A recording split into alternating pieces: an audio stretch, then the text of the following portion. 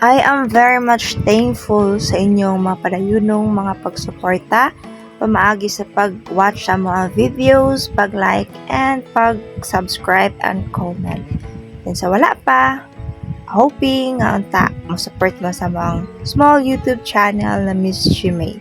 And karon guys, buot na ko ipakita sa inyo hang ako ang adlaw while na maligya ako diri sa dili gid sa tanang panahon nga tagaya tag mamalit, lagi panahon nga grabe kayo katumal nga walay mamalit o naamang galing better yung gamaya mga makakita na sayo kag mga 100 pesos mga naay panahon nga ang imuhang mga sahog mga daot siya kay pila man ka days ang akong good days 1 day kani ang ako ang gulaman and saging is gina-dispose na gina siya. So, kung hinay kayo ang kanang benta, masayang gid siya, malugi gid ka.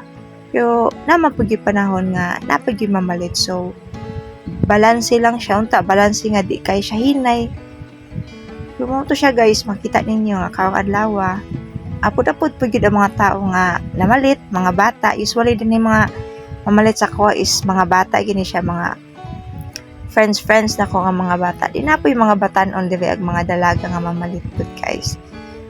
So kani siya nga adlaw medyo busy ko ani siya kanang nag-start siya nga busy is alas 3 hangtod nag-abot ang alas 5.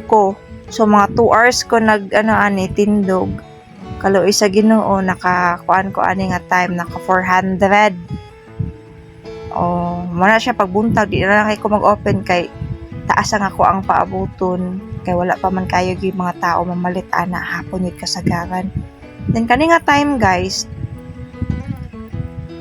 saba kayo siya sa akong kilid mo nang gimute na lang nako ni kay habang nagabaligi ako dinian naman akong best friend ani nga time mo sige kanta man kay medyo pangit man ang echo sa kanang CCTV kay putol-putol siya so nakamute na lang siya and then mo siya kasagaran po ni sila mga suki-suki na ko ni mga ate na time mo palit tapoy time wala pero kabalo mo guys kani nga time is unexpected kay siya alang sa kuha kay kani sila ate suki po na ko ni sila then na flattered kay akong heart kay gitagaan ko nila aning hairband diba thankful kaayo ko nga naghatag sila Oto si Kugling, di naman wala akong smile. Kay thankful lagi kay kung gitagaan ko nila.